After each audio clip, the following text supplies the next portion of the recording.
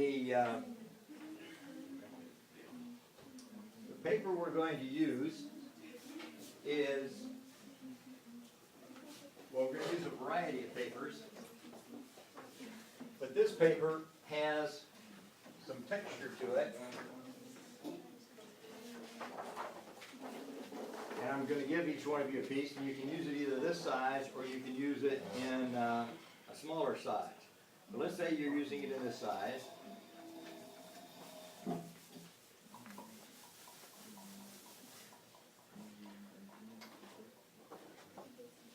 Okay, so let's say that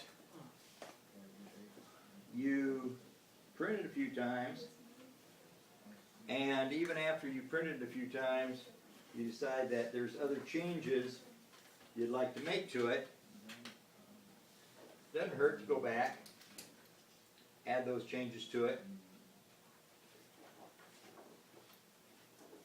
and maybe even more than once, maybe even a third time.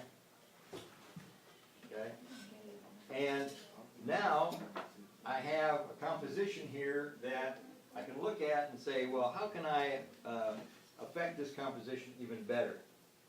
Once it's dry, if I look at my sheet again, I've got the next one. Well, the next one is stippling.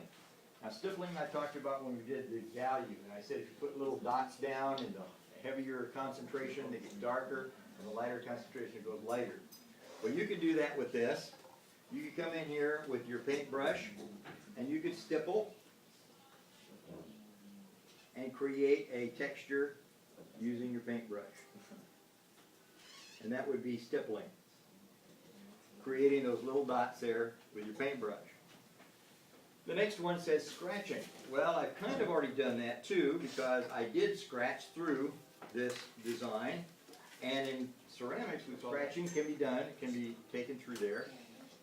The next three, cutting, gluing, and tearing, have to do with papers that you may already have done something with. Like this one here was one that I did first period when I used this piece of styrofoam in yellow, all right? And I repeated it over and over again. And then I took my scissors and cut a shape out of it.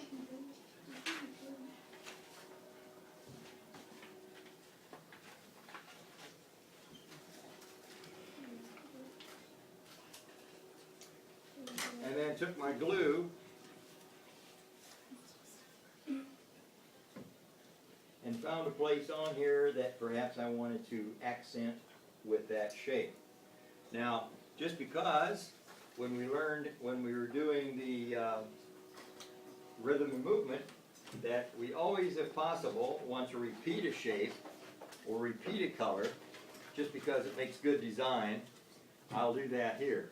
I'll take another shape, or at least I'll repeat the color and the concept somewhere else in the design. So I can glue on. Now what else could you glue on? Well, if you had a picture at home that you cut out of a magazine or out of a newspaper and wanted to bring that in and put a series of pictures so that maybe an event took place that you wanted to represent in your picture.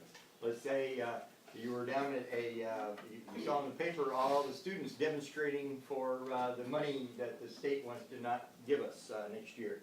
And so you're down at the school, down at the Arts Magnet, and you're looking down there.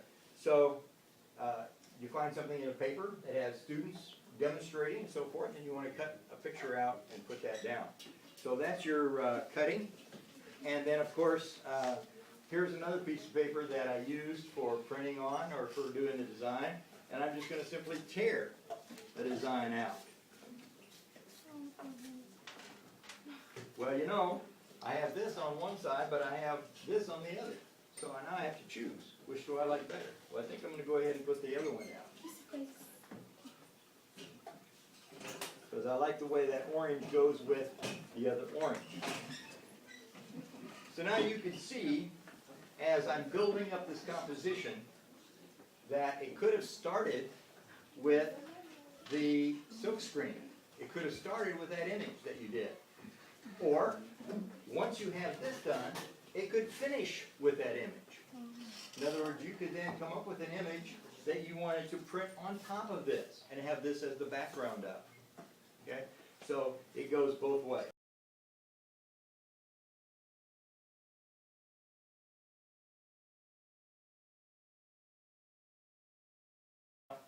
I'm looking at the variety and applying it to the medium. So I'm asking you to use a variety. I want to see printing, spraying, dribbling, cutting, tearing, gluing, smearing, smashing, ripping, monoprint, silk screen. All of these things incorporated into your designs. I'm going to give you each a couple. I'm going to start off with a couple of pieces of colored paper. You'll have two pieces of colored paper this size, you'll have two pieces of watercolor paper, and you'll have a piece of paper this size that you can either use this size or use by cutting it in smaller pieces. If you finish those pieces and you have done what you feel you can do with those, I'll give you more paper. We're going to have 4 weeks. You don't have any other thing to do. You don't have any color wheel to fill in. You don't have anything else like that to do. The only thing you're going to have besides this is at the end of the 6 weeks, I'm going to give you a little 10-question test on texture that you can get around to looking up at some point on your own and just reading through that unit. And you imagine that texture isn't going to be all that difficult.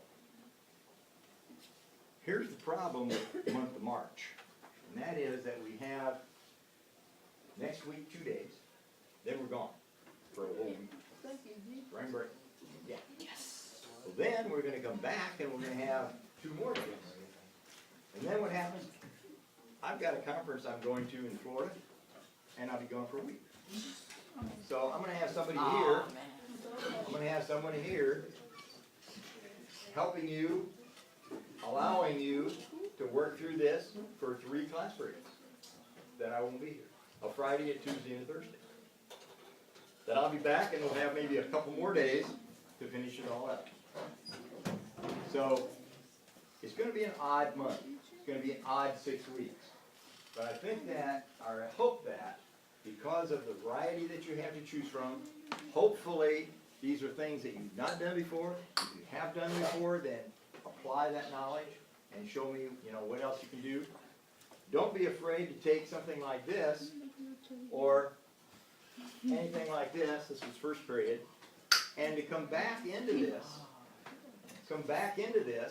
with ink, with your pens, with this ink up here, with the pens, with the black ink and so forth, and redo some things, outline some things, sketch in some things, draw in some things, paint in some things besides this. Okay?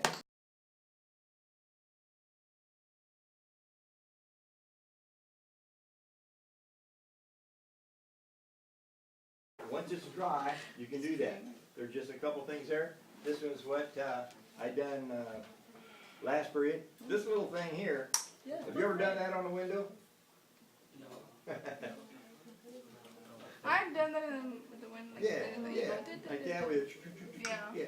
Well, in the north, we get, when I grew up, we get windows that would frost over a lot, because of the cold. And so you'd have the temperature outside and the humidity being such that the windows would frost over. So you're sitting there as a kid, you go, oh, I'm going to have a little footprint going up the window. So I did that this morning because, well, that's a little footprint. So, and that's just with my finger. As a matter of fact,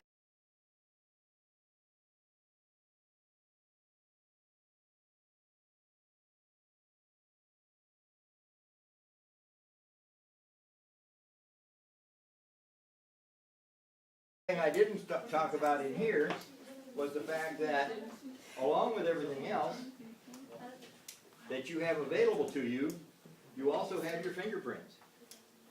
And you want to use those in some manner. There's an artist by the name of Chuck Close who made a profession out of drawing pictures and so forth using his fingerprints and his thumbprints. And these would be as big as the chalkboard there, or bigger. Huge thing. using just his thumbprint, and you'd look at them from a distance and they looked like a photograph. You got up close and all they were was thumbprints of paint. Yeah. Neat stuff. Matter of fact, I have a little magazine on him in my desk.